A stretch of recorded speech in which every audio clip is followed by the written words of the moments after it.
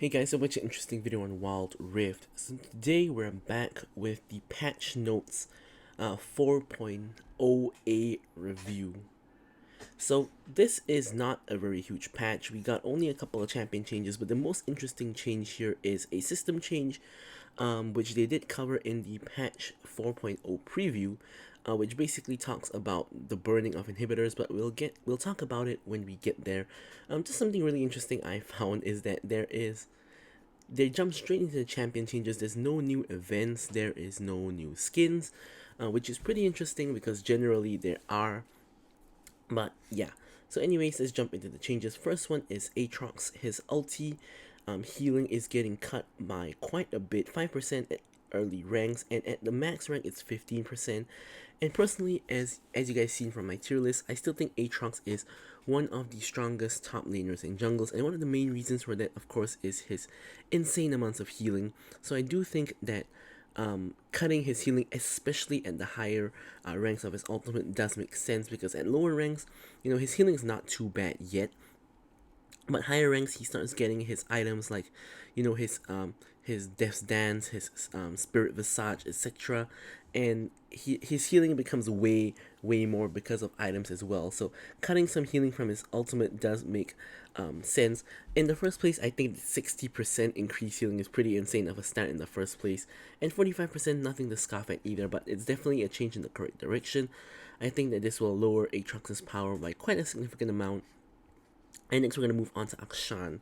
So Akshan is getting some interesting changes on his W, which is the one that makes him go invis.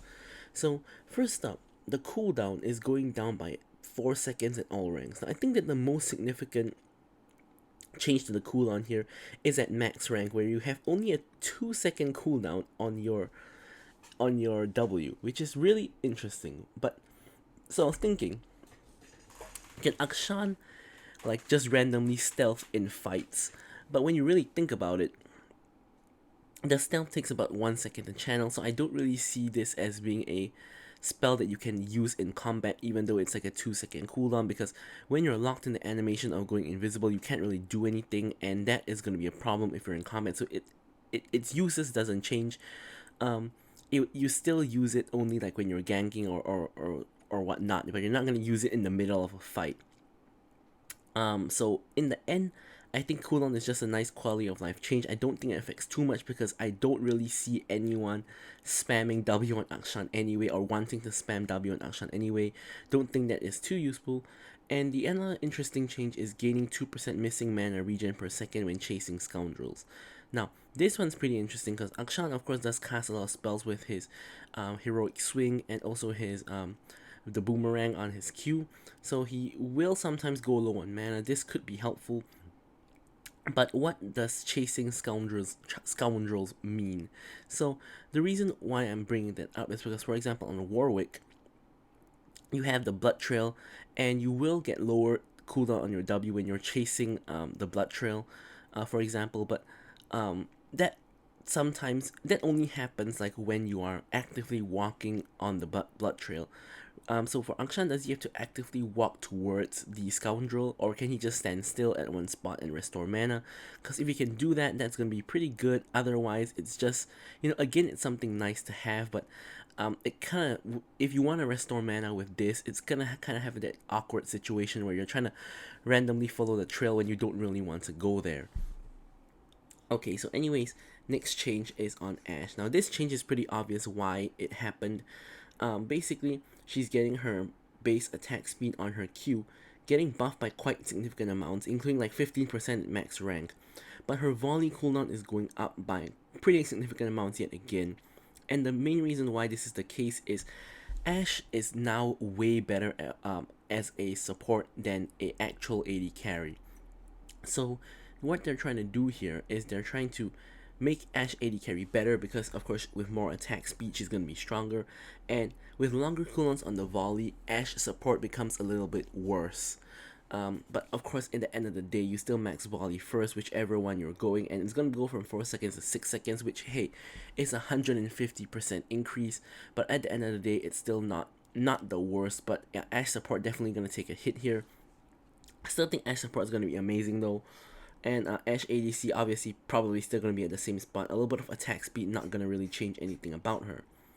Now Blitzcrank, the basically what this change is after you activate each activation of your Q, you're gonna have a like a big slow. So I believe what this is trying to say is the slow is going to be less or something like that. To be honest, I'm not completely sure what this change is, but either way, it's something to do with a little bit more movement speed on Blitzcrank, and I think that that's just something that's nice to have.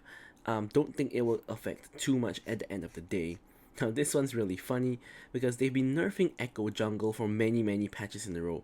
They nerfed his passive damage on monsters, and then they nerfed his Q damage on monsters, and now they're buffing his passive damage on monsters again. Not quite sure what they're really doing here. It looked like they were trying to kick Echo out of the jungle, but based on this buff, they were not trying to do that. So I can only assume that they felt Echo Jungle was way too strong. They nerfed him hard multiple times, and now they are realizing he's way too weak in the jungle in terms of his clear speed and all that, and now they're buffing him back up again. So technically, historically speaking, with this buff, he should be one of the better junglers again. But we'll have to see because the meta changes, of course. But yeah, so Kayn is getting buffed. His Shadow Assassin form is getting buffed, but in reality, going Shadow Assassin is basically just kind of troll because his passive has like a bug where where you have to be out of combat for a while for his passive to come up. In case you guys didn't know, his passive basically is bonus damage. When his passive is up, he deals bonus damage on his next attack, and you have to be out of combat for it to happen. But when you're in combat with jungle monsters, that sort of doesn't count. So if I'm not wrong, it takes 8 seconds out of combat to get his passive up. And it doesn't really work because you're always clearing the jungle. So you have to have 8 seconds of just walking around doing nothing. Or maybe like you're going from mid to bot and it takes you 8 seconds. That's when his passive comes up. If you did like your Krugs and you're ganking bot, your passive won't be up because you've just cleared the Krugs, you've been in combat, and your passive isn't up. That's the main issue why Shadow Assassin Kayn is so bad at the moment. And they have not fixed that yet. So his passive reset time is going down by a bit. Doesn't it's actually 6 seconds. It doesn't solve the combat problem. Bonus damage is going up. Wow, by a lot at base rank. It's like 14% to 32%. This one could actually help if his passive is actually up, which again is the main problem of Shadow Assassin Kayn. And you're also getting more orbs to get your form easier, which this one is a definite huge buff.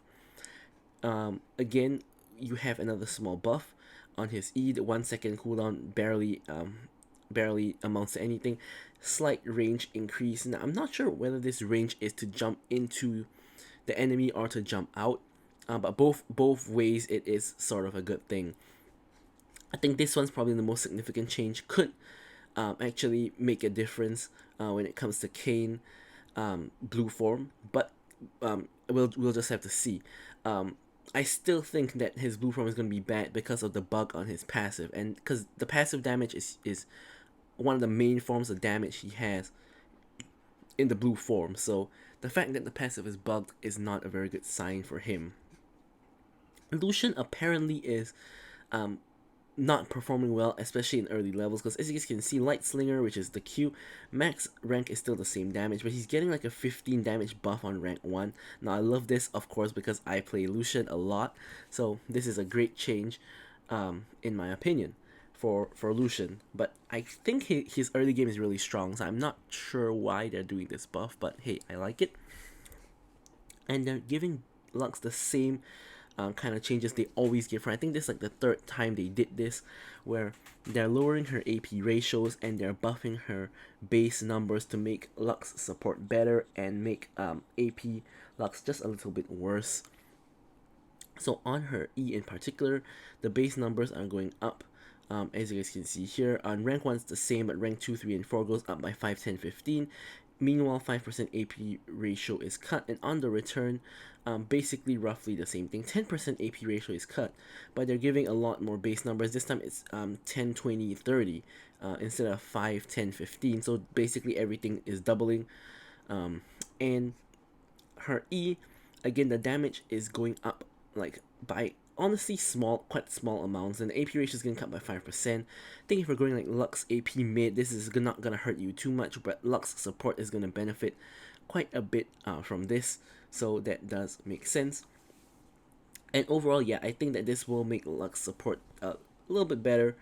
And next up, we have Nautilus, who has gotten like quite a number of buffs in a row. So he's finally reached that point where he is strong, and now he's getting nerfs.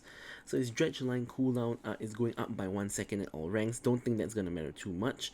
His base damage is going down by 10 at all ranks. Also, again, I don't think that's gonna matter too much. I think this is just tickling like Nautilus's power. I think Nautilus is still incredibly strong, even with like a 1 second extra cooldown on his Dredge line and like just a little bit of base damage nerfs. It's still fine. Rakan has gotten a base damage nerf on his W, so this 10 damage at all ranks, not too bad. AP Rakan is probably still gonna be fine. And his Battle Dance, which is the one that allows him to jump to allies, cooldown's going up by 2 seconds at all ranks.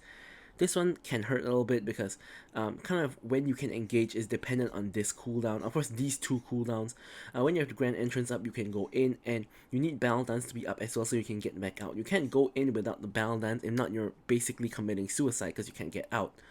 So having an extra longer cooldown on this is gonna hurt him quite a bit. So overall, Rakan should be a little bit weaker, but I think he's still gonna be pretty good of a support if you play him. Set getting some base stats nerfs.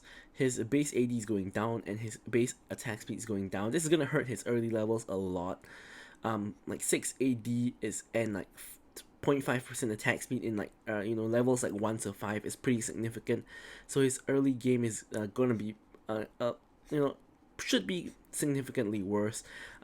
Brings down his power level a bit. They probably think he's a little bit too strong. Yone Spirit Cleave, his W, is minion damage is basically straight up just going down. It's getting like cut in half at like higher ranks, so they want to hurt his wave clear, and the monster damage is also going down. So again, they're hurting his jungle clear. The shield is also going down by 10. The shield going down by 10, I think, is the one that matters the least. I think that he's still gonna be fine because he doesn't generally use his W to wave clear minions a lot. Anyways, it's normally just his Q and his auto attacks in the first place. When it comes to monsters, that one's gonna hurt a little bit more. So Yone jungle probably gonna be that much worse. But aside from that, I think Yone is probably still gonna be fine. Zoe has a bug fix that her W didn't apply on hit effects. Now it works, so that's great.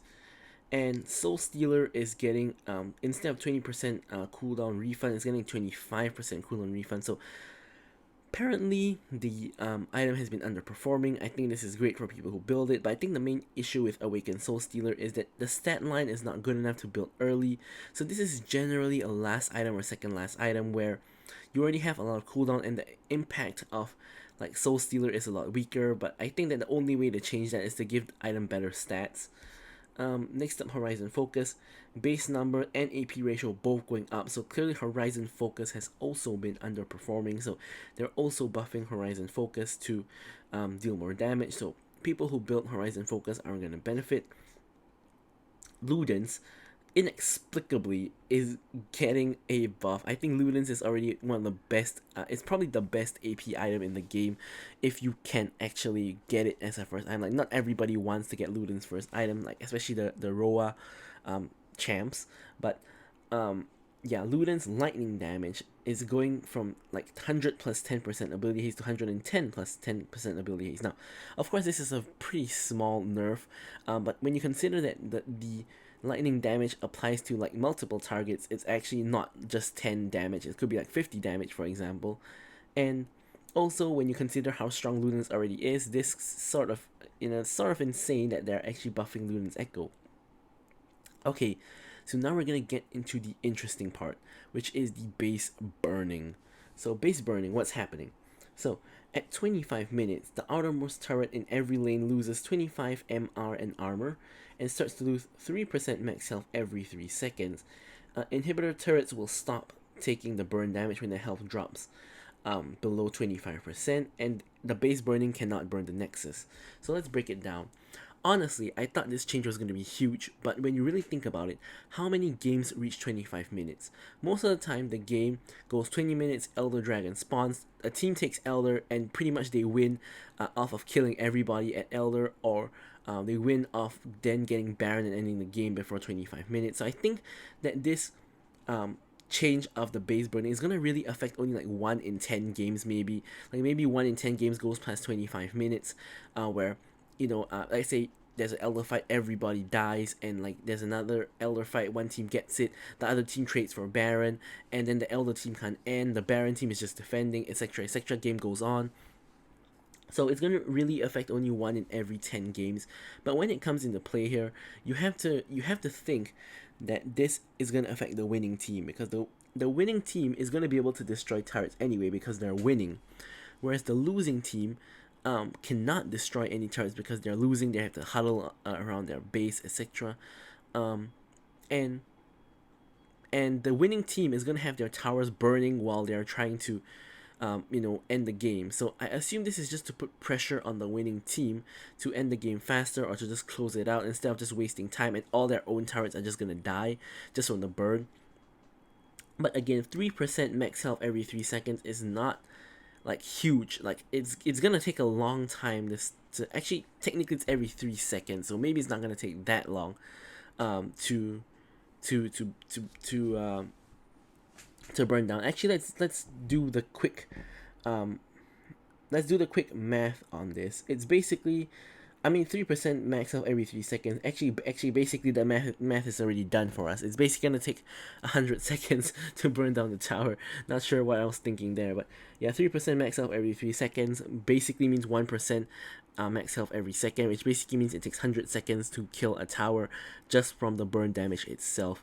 So 100 seconds, it's like 1 minute plus. So yeah, well, that's pretty fast. So yeah, so it basically puts a lot of pressure on the reigning team to close out the game.